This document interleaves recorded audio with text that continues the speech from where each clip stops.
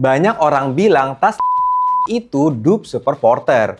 Tapi apa cuma modal ngekor desain atau emang se-worth it itu? Soalnya Porter itu bukan sekedar tas nih. Dibuat Shokunin Jepang pakai material 3 layer khas militer dan detail metalnya sengaja dibuat aging biar menua barang pemiliknya. Ini gua spill 7 hal yang dipunya brand Porter tapi belum tentu dimiliki sama brand-brand lokal yang nyontek dia.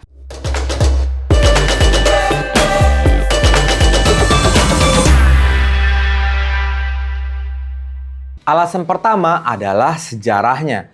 Brand ini itu nggak lahir di ruang meeting marketing yang adem, tapi lahir dari bencana.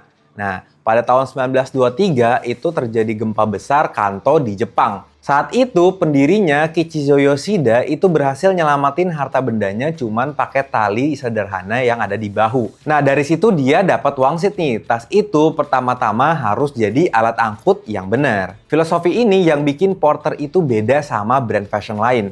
Porter itu utility first. Dia nggak peduli tren musiman, dia peduli tasnya bisa nyelamatin barang lo atau enggak. Nah, masuk poin kedua yaitu craftsmanship. Kenapa tas nilon ini harganya bisa jutaan? Jawabannya ada di kalimat ini.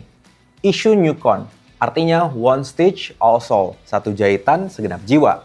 Nah, Porter menolak produksi massal di pabrik garment murah. Setiap tas Porter itu made in Japan, dikerjain sama pengrajinnya, atau bisa dibilang shokunin, yang udah puluhan tahun megang mesin jahit. Nah, lu bisa bayangin nih, atau lu bisa bandingin jahitan tas lokal seharga 200.000 sama Porter asli.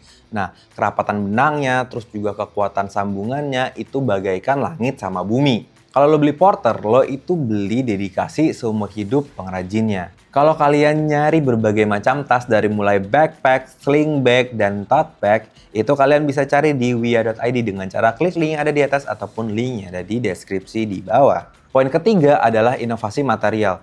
Tahun 1983, Porter itu merilis seri tanker. Nah, ini nih paling yang sering ditiru sama brand-brand lokal. Nah, tas ini sebenarnya adalah literally jaket pilot Amerika MA1 yang diubah jadi tas. Nah, kenapa dalamnya orange? Nah, orange itu sebenarnya namanya itu rescue orange. Nah, ngikutin jaket pilot aslinya buat sinyal darurat. Nah, kenapa tasnya empuk? Karena konstruksinya itu 3 lapis. Nilon di luar, kapas di tengah, dan juga taffeta di dalam. Nah, kombinasi ini yang bikin Porter Tanker itu ringan, kuat, tapi hand feel-nya itu halus banget kayak sutra. Nah, nggak kasar kayak tas Cordura biasa. Poin keempat ini sering bikin orang awam atau orang baru itu salah paham, yaitu wabi-sabi atau seni menua. Banyak yang beli Porter baru itu terus komplain, kok baru sebulan kancingnya udah ngelupas ya catnya. Nah, tenang, itu tuh bukan barang cacat. Porter itu sengaja ngecat bagian metalnya supaya gampang chipping atau ngelupas seiring waktu. Mereka pengen tas ini itu menua barang pemiliknya. Nah, makin belel, makin kelihatan warna besinya. Nah, itu makin keren di mata kolektor. Nah, ini bisa dibilang detail yang mahal yang jarang dipikirin sama brand-brand tiruan. Kita pernah review ransel brand lokal 600 ribuan yaitu Braghiero Urban Light. Kalau kalian penasaran sama videonya, kalian bisa klik yang link ada di atas ataupun link yang ada di deskripsi di bawah. Kelima yaitu relevansi budaya. Kenapa sih tas bapak-bapak ini dipakai anak skena? Karena Porter itu suka banget sama kolaborasi. Dia gandeng Supreme, Stone Island, bahkan Ghibli. Nah, dia itu bisa masuk ke streetwear, luxury, sampai ke animal culture. Nah, dan yang terbaru di 2024, mereka itu bikin langkah gila. Seri tanker yang udah terkenal banget dan yang udah lama itu disuntik mati, tapi diganti dengan all new tanker. All new tanker ini bahannya dari 100% plant-based nylon atau limbah jagung. Nah, ini ngebuktiin Porter itu terus inovasi bukan cuman jualan masa lalu. Nah, plant-based nylon ini bahan yang baru, itu dia dari segi kekuatan dan kualitas itu emang sama bagusnya sama bahan sebelumnya. Tapi dia itu jauh lebih ramah lingkungan. Nah, kalau kalian penasaran sama tote bag brand Humble Zing, kita pernah review nih dengan cara klik link yang ada di atas ataupun link yang ada di deskripsi di bawah. Nah, ini poin ke-6 yang ngejawab pertanyaan di judul. Kenapa sih brand-brand Indonesia itu banyak yang berkiblat ke Porter atau banyak yang ngikutin desain Porter? Nggak cuma inspirasi, tapi banyak juga yang ngejiplak. Jawabannya simple, cocokologi iklim, fungsi, dan juga estetikanya. Nah, desain Porter itu solutif banget buat orang Indonesia. Yang pertama, bahannya itu nilon, aman buat kita yang mobilitasnya itu kayak naik motor, kena gerimis, atau kena cipratan becek, atau kalian yang suka naik angkutan umum. Yang kedua, itu ringan, nggak bikin pundak pegel kalau misalnya kita kena macet-macetan. Yang ketiga, itu pocket logic.